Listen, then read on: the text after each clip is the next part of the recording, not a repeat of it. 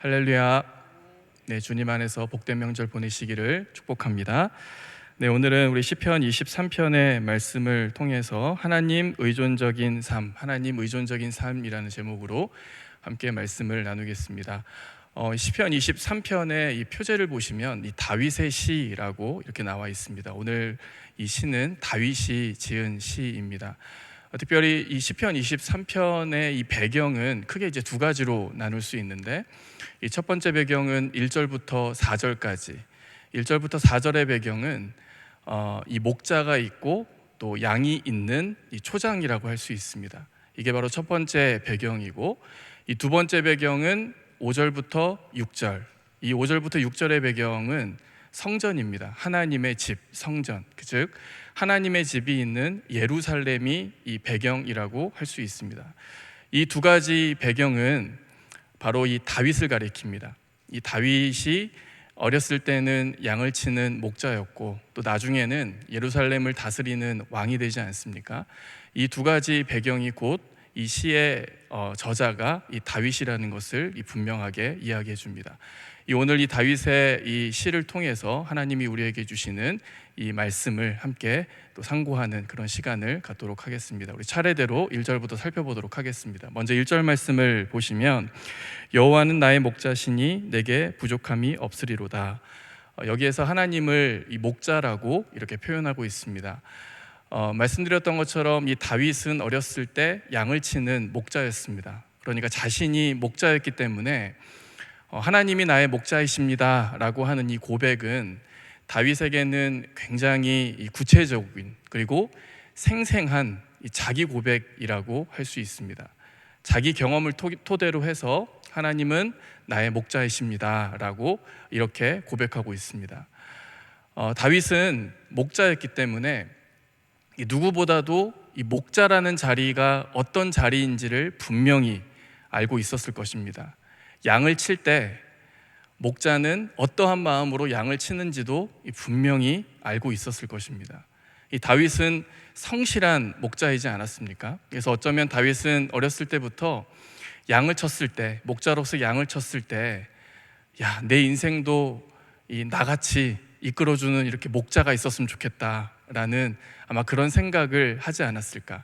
나 같은 목자가 내 삶에도 있었으면 좋겠다라고 그렇게 생각하지 않았을까 싶습니다. 예를 들면 제 아내가 밥을 정말 잘해줍니다. 밥을 정말 잘해주는데 한 번은 이 밥을 다 해놓고 그 밥을 바라보면서 혼잣말로 누가 나한테도 이렇게 밥 해줬으면 좋겠다, 이렇게 혼잣말이겠죠? 저 들으라고 한 소리는 아니겠죠? 혼자 이야기했으니까 혼잣말이겠죠? 이렇게 이야기를 하더라고요. 이 아내의 마음이 어떤 마음이겠습니까? 누가 나한테 자기같이 이렇게 정성스럽게 밥 해주는 사람이 있었으면 좋겠다. 어쩌면 제 아내의 마음이 오늘 다윗의 마음이지 않았을까. 내 인생도 나같이 이렇게 이끌어주는 이 목자가 있었으면 좋겠다라는 그런 마음이지 않았을까 싶습니다.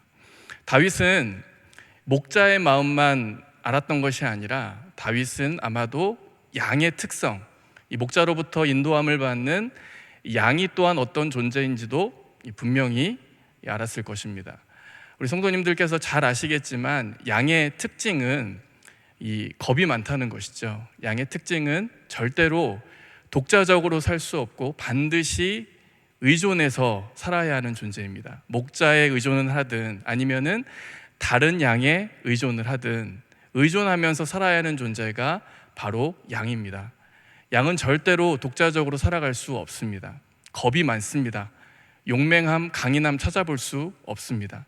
그래서 이 프로스포츠 구단, 예를 들면 프로야구 구단 중에 이 양을 마스코트로 하는 구단, 야구뿐만 아니라 농구, 축구, 양을 이렇게 마스코트로 삼는 구단은 없지 않습니까?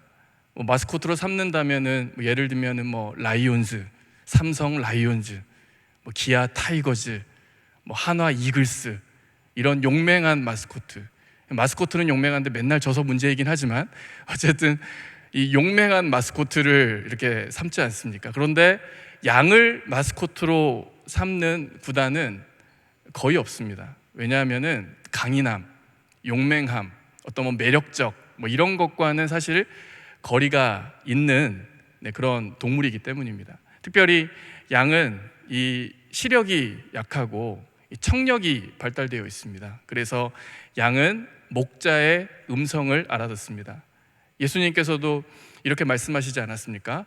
양은 목자의 음성을 알아듣는다, 알아본다. 자기 목자의 음성을 알아본다 라고 이렇게 예수님께서 말씀하시지 않았습니까? 그러니까 이 양은 목자 의존적인, 목자의 음성을 의존해야만 하는 존재입니다. 그러니까 이렇게 다윗은 목자에 대해서도 잘 알고 있고 또 양에 대해서도 잘 알고 있기 때문에 양은 목자에게만 잘 의존하면 사는데 부족함이 없다라는 사실도 아마 분명히 알았을 것입니다. 그래서 다윗은 자신을 양이라고 고백하고 목자로부터 인도함을 받는 양이라고 고백하고 하나님이 내 인생의 목자가 되어주시면 마치 의존적인 존재인 양이 목자 잘 만나면 사는데 부족함이 없는 것처럼 하나님이 내 인생의 목자라면 두말할 나위 없지 않겠습니까? 하나님이 양과 같은 나의 인생의 목자가 되어주신다면 나도 부족함이 없다라고 이렇게 고백하고 있습니다. 그런 다음에 2절부터는 하나님이 어떻게 자기 자신에게 부족함이 없게 하시는지를 이렇게 차례대로 이렇게 이야기합니다. 2절 말씀 보시겠습니다.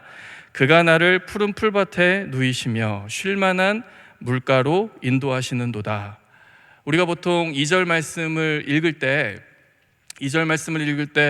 떠오르는 이미지가 사실 있지 않습니까? 2절 말씀을 읽으면은 뭐 보통 푸르르고 그다음에 평화롭고 고즈넉하고 푸르른 풀밭에 시냇가가 졸졸졸 흐르는 약간 또 평화로운 그런 이미지가 떠오르는데 사실 그 이스라엘 땅에 이러한 이미지를 주는 초장은 거의 없다고 합니다.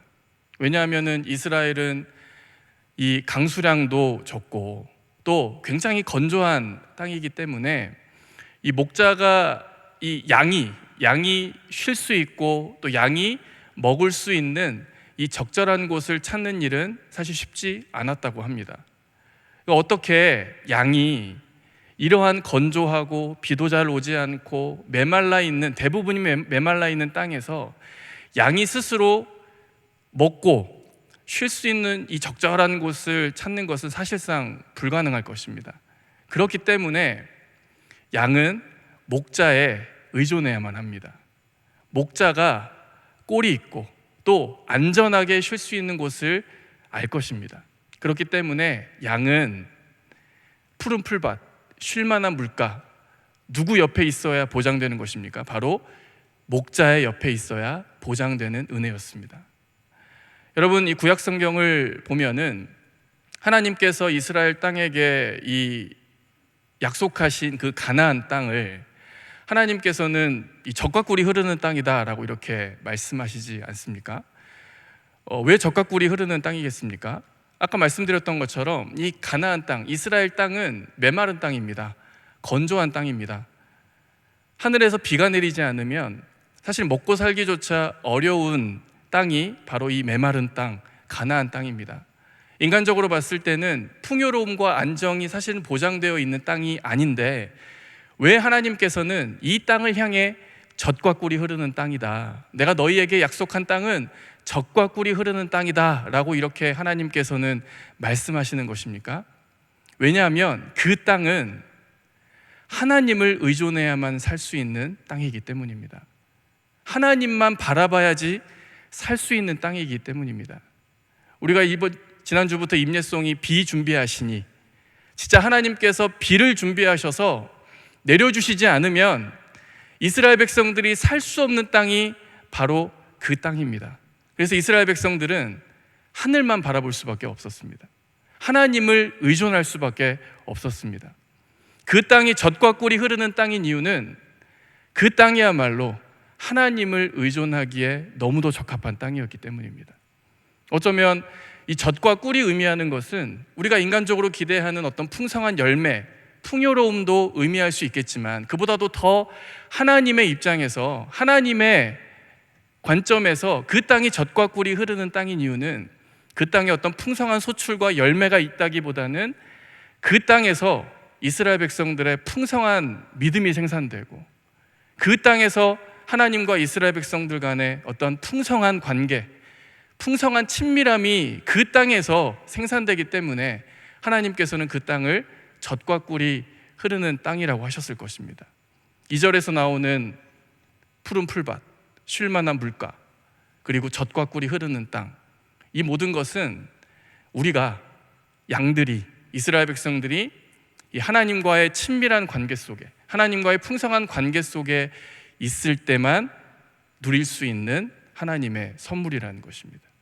그런 다음에 3절 말씀을 보시면 내 영혼을 소생시키시고 자기 이름을 위하여 의의 길로 인도하시는도다. 내 영혼을 소생시키시고 회복시켜 주셨다는 것이죠. 우리가 지쳤을 때 우리에게 활력과 생기를 다시 되찾아 주셨다. 그런 다음에 하나님께서는 우리를 어디로 인도하시냐면 자기 이름을 위하여 의의 길로 인도하신다. 여기서 제가 좀 의아했던 것은 자기 이름을 위하여, 목자의 이름을 위하여, 하나님의 이름을 위한 길로 인도하신다. 우리가 기대하는 바는 무엇입니까?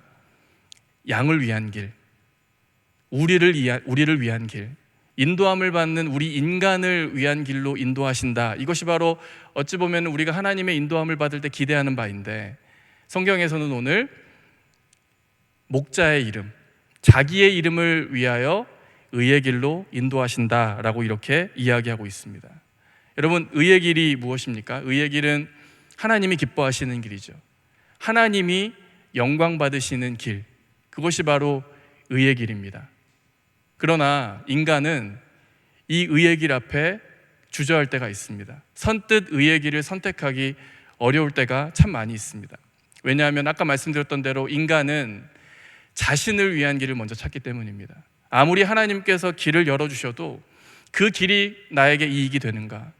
그 길이 나에게 안정을 보장하는가? 사실 이것부터 우리는 먼저 계산하고 먼저 따져 묻기 때문에 하나님께서 하나님의 이름을 위하여 의의 길을 우리에게 열어주셨을 때 우리는 선뜻 그 인도함을 받는 것을 주저하고 계산할 때가 참 많이 있었습니다.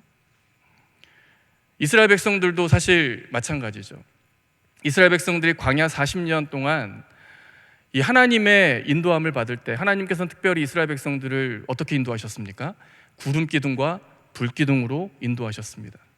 구름이 이동하면 이스라엘 백성들 전체가 이동하고, 또 구름이 멈추면 그 땅에, 그 지역에 정착해야 하고, 구름이 이쪽으로 가면 이스라엘 백성들 전체가 또 이쪽으로 가는, 이렇게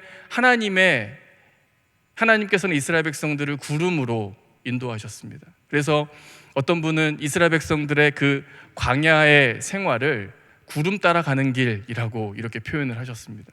구름 따라 가는 길이었습니다. 저도 하나님께서 이렇게 인도해 주셨으면 좋겠습니다. 구름이 가면 나도 가고, 구름이 멈추면 나도 멈추고, 이렇게 하나님이 내 삶을 좀 가시적으로 이렇게 인도해 주시면 참 좋겠다라는 그런 생각을 했다가, 한편으로는 이스라엘 백성들의 상황에서는 이 가시적인 인도가 정말로 힘들었을 수 있겠다, 이런 생각이 들었습니다. 왜냐하면 빼도 박도 못 하잖아요. 이스라엘 백성들은 여기서 좀 머물러 쉬고 싶은데 구름이 이동하면 어떡합니까? 가야 하잖아요. 제가 특별히 이번에 몽골 선교를 10하루 다녀오면서 아무래도 이 몽골의 어떤 초원과 또 이 몽골의 이렇게 하늘에 있는 그런 구름, 이런 것들이 어찌 보면 이 성경의 배경과 좀 비슷하지 않을까. 왜냐하면 저는 성지순례를 안 갔다 와봤기 때문에 이 몽골에 있는 약간 이런 모습이 좀 비슷하지 않을까라는 그런 생각을 해봤는데, 사실 몽골에서 저는 이 22명 아이들의 어떤 인도자였기 때문에 수많은 아이들의 어떤 뭐 크고 작은 컴플레인과 요청들을 이렇게 받게 되는데, 이 처음에는 그게 할만했습니다. 그런데 이제 아이들이 한두 명씩, 목사님 또 가요? 좀 쉬었다 가면 안 돼요? 이 아이는 좀 쉬었다 가자고 하고, 이 아이는 이왕 간 김에 빨리 가자고 하고, 이 아이는 여기서 1시간만 쉬었다 가자고, 아니다, 우리 빨리 가서 쉬는 게 낫다. 이스라엘 백성들도 마찬가지 아니었을까요? 좀 쉬고 싶은데 구름이 이동하면은 가야 하잖아요. 그리고 나는 좀 더 갈 수 있는 체력이 되는데 구름이 멈추면은 그 자리에 멈춰야 하고, 또 나는 이쪽으로 가야 한다고 생각을 했는데 구름이 저쪽으로 인도하면은 가야 하지 않겠습니까? 모세도 마찬가지입니다. 모세도 어찌 보면 광야에 대해서 누구보다도 잘 알고 있었던 사람이었을 것입니다. 왜냐하면은 단련의 시간에 40세부터 80세까지 40년 동안 광야에서 양을 쳤던 사람이기 때문에, 일했던 사람이기 때문에 누구보다도 광야의 이 구조를 잘 알고 있었을 것입니다. 하지만 하나님이 모세의 생각과는 다르게 광야로 인도를 한다면 모세는 자기의 생각과 자기의 판단을 내려놓고 구름이 가는 길, 구름이 이동하는 그 길을 따라 가야 했을 것입니다. 모세에게도 그렇고 이스라엘 백성들에게도 그렇고 구름을 따라가는 길은, 구름의 인도함, 즉 하나님의 인도함을 받는 길은 끊임없이 자기의 생각과 자기의 판단을 내려놓아야 하는, 즉 오늘 이 3절에서 이야기하고 있는 하나님의 이름을 위한 의의 길, 구름이 인도하는 길이겠죠. 이 길로 인도함을 받을 때는 끊임없이 우리의 생각과 자아를 내려놓아야 했을 것입니다. 그래서 하나님께서는 오늘 이 3절 말씀을 통해 우리의 영혼을 소생시켜 주시는 것입니다. 여기서 우리의 영혼을 소생하다는 것이 단순히 우리가 지치고 힘들었을 때 우리에게 어떤 위로를 해주신다, 우리에게 힘을 주신다라는 그런 차원이 아니라 우리 마음 가운데 있는 근본적인 우리의 고집과 우리의 의, 스스로의 힘과 스스로의 의지로는 하나님의 길을 걸을 수 없는, 우리는 끊임없이 우리가 원하는 길을 찾고 있는데 이 고집과 이 의지와 이 끊임없는 우리의 주관, 이것으로 인해 더럽혀진 우리의 영혼을 새롭게 해주시는 것입니다. 우리의 의지를 새롭게 해주시는 것입니다. 우리의 의지를 새롭게 해주셔서 우리가 하나님의 길을 걸을 수 있도록 용기와 담대함을 주시는 것입니다. 이것이 바로 3절에서 이야기하고 있는, 우리의 영혼을 소생시키셔서 우리가 원하는 길, 우리의 이익이 되는 길이 아니라 하나님이 원하시는 길로 우리를 인도하십니다. 여러분, 그런데 하나님이 인도하시는 길이 결국 우리에게도 가장 좋은 길이 아니겠습니까? 이스라엘 백성들이 구름을 따라서, 나는 여기서 멈추고 싶은데 구름을 따라서 구름이 재촉하길래 더 갔더니 거기에 하나님의 뜻이 있었고, 나는 더 가고 싶은데 구름이 멈추라고 해서 멈췄더니 여기에 또 하나님의 뜻이 있었고, 하나님이 이쪽으로 나는 이쪽으로 가고 싶은데 하나님이 이쪽으로 인도하시면 처음에는 주저주저 하지만 이쪽으로 가봤더니 거기에 하나님의 뜻이 있었고, 이것이 바로 하나님께서 우리를 인도하는 방식이 아니었겠습니까? 우리의 삶 가운데 이렇게 하나님의 인도함을 받는 은혜가 있기를 원합니다. 이 시간 또 4절 말씀을 보도록 하겠습니다. 내가 사망의 음침한 골짜기로 다닐지라도 해를 두려워하지 않을 것은 주께서 나와 함께 하심이라. 주의 지팡이와 막대기가 나를 안위하시나이다. 여기 4절에서는 목자가 함께 있어도 양들이 사망의 음침한 골짜기를 만날 수도 있습니다. 그러나 목자가 함께 있기 때문에 그 골짜기에서 만나는 해를 두려워하지 않습니다. 왜냐하면 목자에게는 양들을 보호할 수 있는 지팡이와 막대기가 있기 때문에, 하나님께서는 우리가 사망의 음침한 골짜기로 다닐 때 주의 지팡이와 막대기로 우리를 보호하십니다. 주님의 다양한 지팡이와 막대기로 우리를 보호하십니다. 예친 지팡이, 예친이 어찌 보면 하나님의 지팡이와 막대기가 될 수 있습니다. 옆에 있는 우리 집사님과 옆에 있는 우리 믿음의 동역자들과 같은 이 존재가 하나님이 우리를 위한 지팡이와 막대기가 될 수 있습니다. 그리고 기도의 자리, 하나님과의 친교와 만남의 자리, 이 자리가 어찌 보면은 하나님이 우리를 위해서, 사망의 음침한 골짜기로 다니고 있는 우리를 위해서 준비하신 하나님의 지팡이와 막대기일 수 있습니다. 이렇게 하나님은 다양한 지팡이와 막대기로 우리를 인도하시는데, 특별히 우리가 이 4절에서 한 가지 주목할 것은, 이 4절을 보면 이 원어 성경, 원어 성경까지도 아니고 영어 성경만 봐도 이 4절을 보면 이 목자를 지칭하는 단어가 달라지고 있다는 것을 확인할 수 있습니다. 특별히 한글 성경에는 잘 나타나지 않는데 2절과 3절의 이 목자를 지칭하는 영어는 인칭은 he입니다. he. 그가 인도하신다. 그런데 4절부터는 인칭이 바뀝니다. 3인칭에서 2인칭으로 바뀝니다. 그가 나를 인도하신다 해서 당신이 나를 안위하십니다. 당신이 나를 인도하십니다. 그라고 하는 인칭에서 당신이라고 하는 인칭으로 바뀌게 됩니다. 무슨 뜻이겠습니까? 하나님이 비로소 친밀한 나의 하나님이 되신 것입니다. 그동안에는 지식으로서의 하나님, 누군가로부터 들었던 하나님, 경험하지는 못하고 그저 알았던 하나님이었다가 직접 하나님을 만나고 그 하나님이 바로 나의 하나님이 되신 것이죠. 언제 그게 가능합니까? 사망의 음침한 골짜기를 하나님과 함께 걸을 때 하나님은 비로소 우리에게 친밀한 하나님, 나의 하나님이 될 수 있습니다. 어떤 분이 쓰신 글을 보니까 이분은 어린 시절에 이스라엘에 가서 직접 이렇게 양들과 함께 이렇게 지내봤던 그런 분이라고 합니다. 이분이 쓴 글을 보니까 이 목자와 양이 이 초원을 찾아서 이렇게 이리저리 헤맬 때 오늘 이 4절과 같은 사망의 음침한 골짜기, 이런 삼엄한 골짜기를 사실 만날 때가 있다고 합니다. 비록 고된 여정이기는 하지만 이 골짜기를 지날 때 비로소 목자와 양의 그 어느 때보다도 더 깊은 친밀함이 만들어진다고 합니다. 사망의 음침한 골짜기를 지날 때. 여러분, 성도의 삶도 마찬가지 아니겠습니까? 사망의 음침한 골짜기와 같은 삼엄하고 험난하고 어려운 이 시간을 지날 때 비로소 하나님은 나의 하나님이 될 수 있고 친밀한 하나님이 되실 수 있습니다. 그래서 사망의 음침한 골짜기의 다른 표현은 친밀함의 골짜기입니다. 마치 목자와 양이 험난한 이 골짜기를 함께 지나면서 그 어느 때보다도 더 깊은 친밀함이 그곳에서 만들어지는 것처럼 우리가 사망의 음침한 골짜기로 다닐지라도 성도라도 아무리 하나님과 함께 하더라도 사망의 음침한 골짜기는 피할 수 없는데 하나님과 함께 그 골짜기를 지난다면 비로소 그 하나님은 나의 하나님이 되고 그리고 사망의 음침한 골짜기가 비로소 나에게는 하나님과의 친밀함의 골짜기였다라고 이렇게 고백하는 인생이 될 수 있다는 것입니다.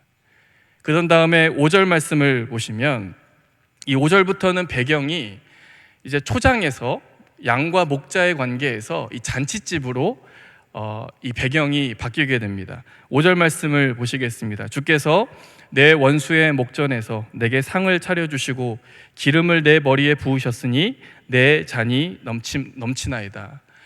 여기서 원수의 목전에서 내게 잔치상을 베풀어 주신다. 이 원수는 누구겠습니까? 나로 하여금 사망의 음침한 골짜기로 다니게 만들었던, 나로 하여금 사망의 음침한 골짜기로 내몰았던 그 원수들, 그 원수의 목전에서 나를 풍성하게 대접해 주신다. 특별히 5절에서 나오는 머리에 기름을 부으셨다라는 이 뜻은 치유해 주셨다라고 하는 의미도 있을 수 있지만 특별히 잔치집에서 귀한 손님을 맞이하는 의식이었다고 합니다. 그러니까 무슨 뜻이겠습니까? 하나님께서는 사망의 음침한 골짜기를 지나서 하나님과 함께 사망의 음침한 골짜기를 지나서 그 사망의 음침한 골짜기를 지났지만 끝까지 믿음을 지켜내고 끝까지 하나님을 의존한 성도들을 향해 어떻게 하신다는 것입니까? 풍성한 대접을 해주시는 분이시다. 이게 바로 하나님의 성품입니다. 여러분, 하나님의 성품 가운데 보복하시는 하나님의 성품이 있습니다. 보응하시는 하나님, 갚으시는 하나님, 계산하시는 하나님. 이게 무슨 뜻입니까? 이것은 하나님을 거역하고 하나님을 거스르는 자들에게 있어서는 두려움입니다. 비록 내가 지금 하나님을 거스르고 있는데 아무런 심판이 없다고 해서 그 심판이 없는 것이 아니라 하나님은 분명히 하나님을 거스르는 악에 대해서는 그 하나님의 방법과 하나님의 때에 반드시 보복하시고 반드시 보응하시는 하나님이십니다. 왜냐하면 하나님은 거룩하신 분이시기 때문입니다. 공의로우신 분이시기 때문입니다. 그래서 하나님의 보복, 하나님의 보응, 하나님의 갚으심은 하나님을 거스르는 자들에게 있어서는 두려움입니다. 그러나 사망의 음침한 골짜기를 다닐지라도 끝까지 하나님을 의존하고 하나님을 의지하는 성도들에게 있어서 보복하시는 하나님은 소망을 줍니다. 왜 그렇습니까? 반드시 하나님께서는 우리에게 상을 베풀어 주시기 때문입니다. 상급을 베풀어 주시기 때문입니다. 믿음이 없이는 하나님을 기쁘시게 하지 못하다니, 하나님께 나아가는 자는 반드시 그가 계신 것과 또한 그가 자기를 찾는 자들에게 상 주시는 이심을 믿어야 할지니라.